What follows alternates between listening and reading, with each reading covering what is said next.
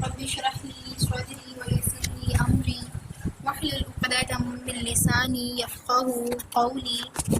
اللهم رب زدنا علما، اللهم رب زدنا علما، اللهم رب زدنا علما، اللهم فقهنا في الدين، اللهم فقهنا في الدين، اللهم فقهنا في الدين. رب يسر ولا تعسر وتمم بالخير. کل ہم نے سورہ آل عمران پارہ نمبر 4 الحمدللہ آیت نمبر 103 کمپلیٹ کی تھی، جس کے اندر اللہ تعالیٰ نے ہمیں ایک نہایت اہم سبق دیا، نہایت اہم بات بتائی کہ تم لوگ فرقہ فرقہ مت ہو جاؤ اور اللہ تعالیٰ کی اس دی ہوئی نعمت کو اس دی ہوئی نعمت سے جو ہے وہ آپس میں بھائی بھائی بن کر رہو۔ تو آگے اللہ تعالیٰ فرماتے ہیں وَلْتَكُنْ اور ہونی چاہیے مِنْكُمْ تم میں سے اُمَّةٌ ایک ایسی جماعت یدعون جو بلاتی رہے إِلَى الْخَيْرِ نیکی کی طرف۔ اب یہ جو چیز ہے یہ بہت امپورٹنٹ چیز ہے، یہ بہت امپورٹنٹ بات ہے۔ یہی ایک وجہ ہے کہ ہمیں اللہ تعالیٰ نے بہترین امت بولا، ٹھیک ہے؟ ہمیں اللہ تعالیٰ نے یہ جو منصب، یہ آیت جو میں ابھی پڑھوں گی، یہ وہ منصب ہے جو اللہ تعالیٰ نے ہمیں دیا، اور اسی کی وجہ سے اللہ تعالیٰ نے ہمیں امتن خیر بولا، یا امتن وسطا کہہ لیں، یا امت وسط، ٹھیک ہے؟ اللہ تعالیٰ نے ہمیں یہ ذمہ داری دی۔ اب یہ ذمہ داری کون سی ہے؟ یہ کون سا ایسا نصب العین ہے جو ہمیں کرنا ہے اور جس کی وجہ سے ہمیں اتنی خوبصورت جو نعمت اللہ تعالیٰ کی عطا کی گئی؟ چلیں پڑھتے ہیں۔ اس میں اللہ تعالیٰ فرماتے ہیں کہ امت یدعون الی الخیر، ایک ایسی جماعت ہونی چاہیے جو لوگوں کو نیکی کی طرف بلائے، الی الخیر نیکی کی طرف، ویأمرون اور حکم دیا کرے بالمعروف اچھے کاموں کا یا نیک باتوں کا، وینہون اور منع کرے یا پھر روکے عن المنکر برے کاموں سے، ٹھیک ہے؟ اب یہاں پر اللہ تعالیٰ نے بتایا کہ اور تم میں سے ایک جماعت ایسی ہونی چاہیے جو لوگوں کو نیکی کی طرف بلائے اور اچھے کام کرنے کا حکم دے اور برے کاموں سے منع کرے۔ وَأُولَئِکَ اور یہی لوگ ہیں ہم المفلحون نجات پانے والے۔ اگر ہم چاہتے ہیں کہ ہم مفلحون میں شامل ہو جائیں، اللہم اجعلنا من المفلحون، اگر ہم چاہتے ہیں کہ اللہ تعالیٰ ہمیں مفلحون میں شامل کر دے، تو اللہ نے ایک قاعدہ بتا دیا۔ کون سا قاعدہ؟ کہ اگر ہم لوگوں کو نیکی کا حکم دیتے ہیں، نیکی کی طرف بلاتے ہیں اور برائی والے کاموں سے یا منکرات سے منع کرتے ہیں، روکتے ہیں، تو اللہ تعالیٰ کہتے ہیں کہ ہم ہی نجات پا جائیں گے، ٹھیک ہے؟ وہی لوگ ہیں جو نجات پانے والے ہیں۔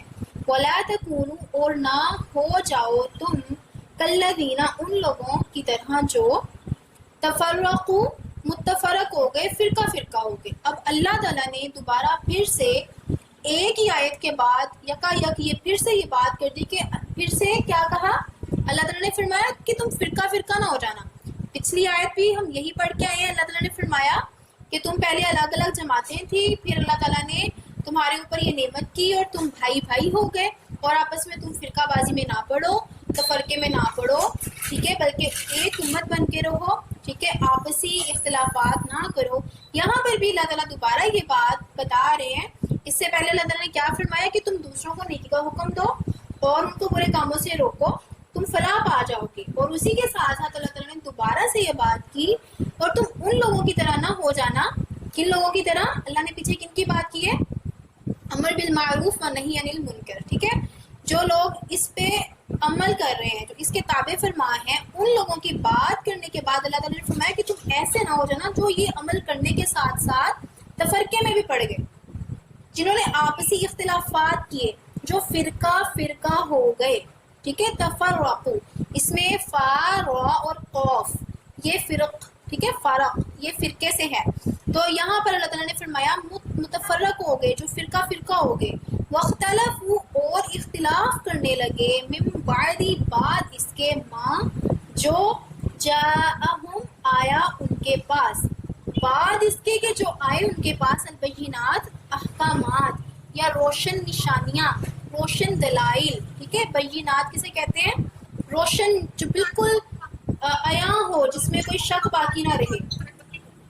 ٹھیک ہے، اللہ تعالیٰ نے ان کی بات کی. اللہ تعالیٰ کہتے ہیں اب تم لوگ یہ کام تو کر رہے ہو، تم مفلحون میں سے ہونا چاہتے ہو، لیکن تم اس کے ساتھ ساتھ ایسا نہ کرنا کہ تم ایک دوسرے کے اوپر تانا بازی کرو، فرقہ واریت میں پڑ جاؤ، ایک دوسرے کے خلاف ہو جاؤ.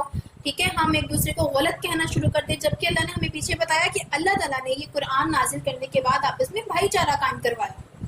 ٹھیک ہے، اللہ تعالیٰ نے اتفاق قائم کروایا، ہمیں ایک امت بنایا. لیکن پھر بھی ہم اگر یہ کام کریں گے کہ ہم تفرقہ بازی میں پڑ جائیں، ایک دوسرے کے ساتھ اختلافات کر لیں، بعد اس کے جبکہ ہمارے پاس یہ روشن دلائل بھی آ چکے ہیں، یہ قرآن ہمارے ہاتھ میں ہے، ہمارے پیارے پیغمبر صلی اللہ علیہ وسلم کا اسوہ ہمارے پاس ہے. ٹھیک ہے، اس کے باوجود بھی اگر ہم ایسا کام کریں گے تو اللہ تعالیٰ نے پھر کھلی وعید سنا دی، اللہ تعالیٰ نے کھلا انجام بتا دیا. وَأُولَٰئِكَ لَهُمْ عَذَابٌ عَظِيمٌ، اور پھر یہی لوگ ہیں کہ جن کو عذاب دیا جائے گا. عذاب بھی کون سا؟ عظیم، بہت بڑا عذاب. ٹھیک ہے، جو لوگ ایسا کریں گے یہ وہ لوگ ہیں جن کو قیامت کے دن بہت بڑا عذاب ہوگا. آگے اللہ تعالیٰ نے فرمایا یوم یبتض، جس دن سفید ہوں گے. اب یہ اللہ تعالیٰ نے ایک نشانی رکھی ہے ان لوگوں کے لیے جو جنتی ہوں گے اور جہنمی ہوں گے، وہ چہروں ہی سے پہچانے جائیں گے. ٹھیک ہے، اب کیسے وہ لوگ ہوں گے، کون سے لوگ ہوں گے، ایسی ان کے اندر کیا نشانی ہوگی کہ ان کو دیکھتے ہی پتہ چل جائے گا کہ یہ بندہ جہنمی ہے یا یہ جنتی ہے. چلے آئے پڑھتے ہیں. اللہ تعالیٰ نے فرمایا یوم، اس دن. کس دن؟ قیامت کے دن، جس دن تب سفید ہوں گے وجوہ، ان کے چہرے، منہ. ٹھیک ہے، کچھ چہرے اس دن سفید ہوں گے. وتسود، اور سیاہ ہوں گے وجوہ، کچھ چہرے. اس دن کچھ چہرے ایسے ہوں گے جو سفید ہوں گے اور کچھ چہرے ایسے ہوں گے جو سیاہ ہو جائیں گے. فَأَمَّا الَّذِينَ، تو وہ لوگ جو، جن لوگوں نے، جن کے اسودت، سیاہ ہوں گے وجوہہم، چہرے ان کے، اکفرتم، کیا تم کافر ہو گئے تھے، بعد ایمانکم، بعد اس کے کہ جبکہ تم ایمان لے آئے تھے. فذوقوا، بس چکھو تم، العذاب، عذاب، بما کنتم تکفرون، بما، اس وجہ سے، اس سبب سے کہ کنتم تھے تم تکفرون، کفر کیا کرتے. اب یہاں پر اللہ تعالیٰ نے فرما دیا جس دن بہت سے چہرے سفید ہوں گے اور بہت سے چہرے سیاہ ہوں گے، تو جن لوگوں کے چہرے سیاہ ہوں گے ان سے اللہ فرمائے گا کیا تم ایمان لا کر کافر ہو گئے تھے. ٹھیک ہے، اب اس میں دو کیٹیگریز آتی ہیں، دو اقسام ہیں.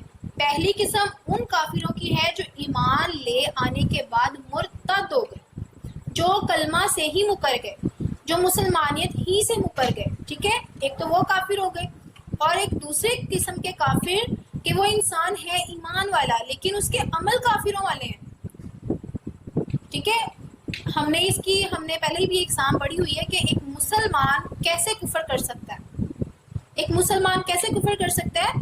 جبکہ وہ اللہ کی کسی آیت کا دلی اور زبانی طور پر انکار نہ کرے بلکہ عملی طور پر اس کے خلاف کوئی عمل کرے. جب اللہ تعالیٰ نے قرآن پاک کے اندر ایک حکم ہم تک پہنچا دیا ہے کہ تم لوگوں نے یہ کرنا ہے، ٹھیک ہے، کہ اے میرے بندو یہ حکم اللہ نے تم کو سنا دیا، اب تم نے یہ کرنا ہے، لیکن ہم دل سے بھی کہتے ہیں ہاں اللہ کا قرآن سچا ہے، اللہ کا فرمان سچا ہے، اور زبان سے بھی اس کا اقرار کرتے ہیں. ٹھیک ہے، لیکن جب ہم عملی طور پر اس کے خلاف کام کر جائیں گے تو ہم نے کفر کیا. ہم نے کفر کس کے ساتھ کیا؟ آیت کے ساتھ. کفر کا مطلب کیا ہوتا ہے؟ انکار کرنا. ٹھیک ہے، تو ہم نے اس آیت کا انکار کر کے اپنے اس عمل کو اس آیت پر ترجیح دے دی جو اللہ نے حکم دیا تھا. ہم نے اپنے آپ کو اس آیت سے بڑھ کر جانا، اپنے اس عمل کو، اپنی اس خواہش کو یا اپنے اس طریقے کو ہم نے زیادہ افضلیت دے دی. کس کے زمرے میں؟ اس آیت کے بدلے. ٹھیک ہے، اس آیت کے بدلے ہم نے جب اپنے کسی عمل کو فوقیت دے دی تو گویا کہ ہم نے ایمان لانے کے بعد بھی کفر کیا. ٹھیک ہے، تو اسی طرح سے ہم نے ایک تیسری قسم بھی پڑھی تھی کفر کی. وہ کون سی تھی؟ کہ حق بات کی معلومات ہو جانے کے باوجود ہم دوسروں کو بتانے سے گریز کریں. ہم دوسروں سے وہ بات چھپا لیں. کس وجہ سے؟ کہ اگر ہم نے دوسروں کو یہ بات بتائی تو وہ کہیں گے تم تو پہلے رکو، اور ہمارے اندر تو اتنی ہمت ہی نہیں ہے کہ ہم رک جائیں. ٹھیک ہے، اس وجہ سے کہ اگر ہم نے کسی کو یہ بات بتا دی تو ہماری اپنی ذات پہ بات آ جائے گی، یا لوگ ہمیں برا بھلا کہیں گے، یا لوگ ہمیں طرح طرح کی باتیں کریں گے. ٹھیک ہے، ہم ان چیزوں کے جو ہے وہ بوجھ تلے آ کر اپنے اس عمل سے جو اللہ نے ہمیں یہاں حکم دے دیا، امر بالمعروف و نہی عن المنکر، ٹھیک ہے، نیکی کا حکم دو اور برائی سے روکو، اس چیز سے ہم پیچھے ہٹ جاتے ہیں پھر. ٹھیک ہے، تو ہم نے تو اللہ کی اس آیت کا انکار کر دیا، تو یہاں پر یہ آیت پھر ہم پر بھی تو لاگو ہوگی نا، کہ اگر ہم ایمان لے آئے ہیں تو ایمان لانے کے بعد بھی ہم کفر کر رہے ہیں، اور پھر بھی ہم بڑے دو ٹوک کہہ رہے ہیں جی ہم تو مسلمان ہیں، ہم تو مسلمان ہیں، ہم تو جنتی ہیں، اللہ نے تو ہماری بخشش کر دینی ہے، کوئی نہیں ہمارے پلے کچھ بھی نہیں ہے، ہمارے پاس اللہ کی رحمت تو ہے نا. بھئی اللہ کی رحمت ہے، بالکل ہے، لیکن اللہ کی رحمت بھی اسی وقت جوش دکھائے گی جب ہم اس کے قوانین کے مطابق چلنے کی کوشش تو کریں، ہم اس کی باتیں مانیں تو صحیح، چلو پورے نہیں اتر پا رہے، کوشش تو کریں، اپنا ایک تنکے کے برابر تو حق ادا کریں.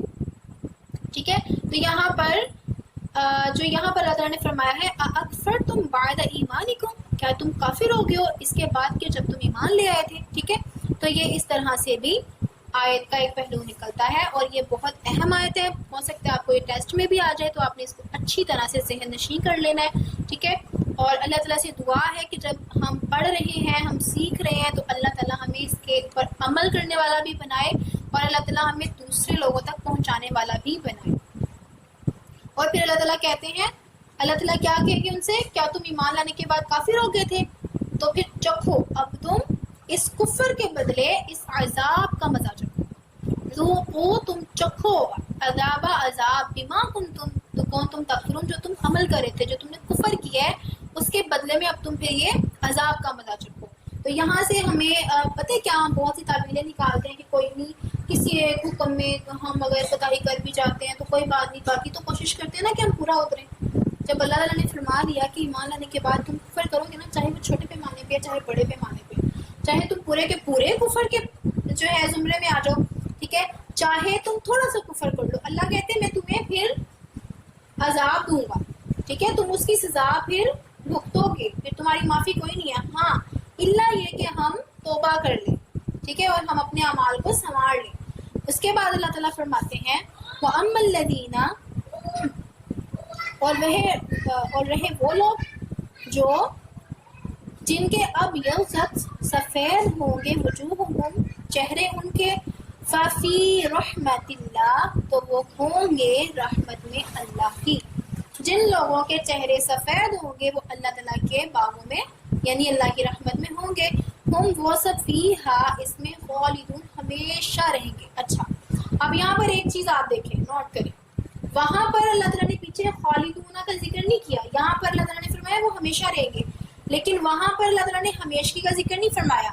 یہاں سے یہ بات واضح ہوتی ہے کہ اگر ہم چھوٹے پیمانے پہ بھی کفر کر رہے ہیں نا، تو اس کا مطلب یہ نہیں ہے کہ ہم اللہ کے نبی کی سفارش کے سبب بخشے جائیں گے، بلکہ یہ قرآن کا فیصلہ ہے، تو ہم اس کی سزا پانے کے بعد جنت میں جائیں گے.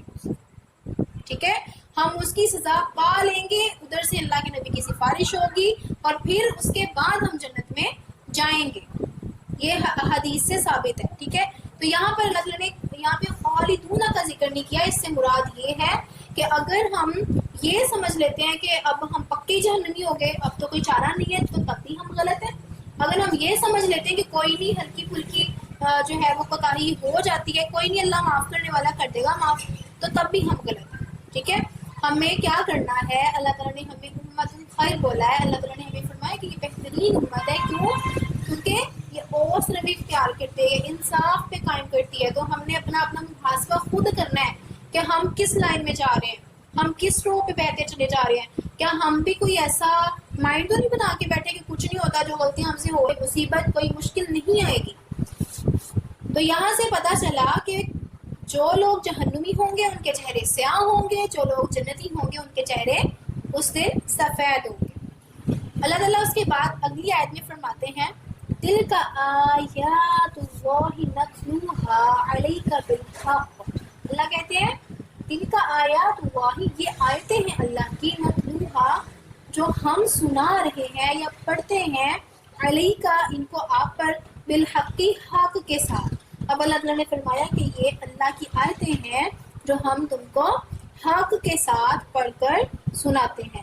وَمَا اللَّهُ اور نہیں اللہ یریدو چاہتا ظلمن کوئی ظلم للعالمین اہل عالم پر. اب یہ بہت خوبصورت بات ہے.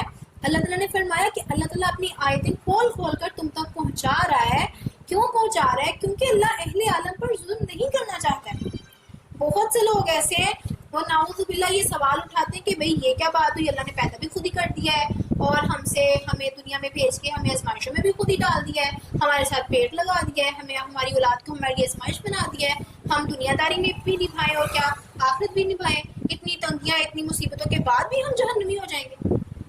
ٹھیک ہے، یہ بہت سے لوگ ایسی بات کر دیتے ہیں. تو یہاں پر یہ بات اللہ تعالیٰ نے فرمایا کہ میں تمہیں بتا تو رہا ہوں کہ اگر تم یہ عمل کرو گے تو تم جہنم میں جاؤ گے، ایسا عمل نہ کرو. اللہ تعالیٰ نے یہ نہیں کہا کہ تم نے پکا ایسا ہی کرنا ہے، یہ عمل تم نے اب تمہاری جان بھی نکل جائے تو تم نے یہ کرنا ہی ہے. اللہ کہتے ہیں تم کوشش کرو، کوشش کرتے کرتے تمہیں موت آ جائے گی نا، میں تمہاری کوشش قبول کر لوں گا.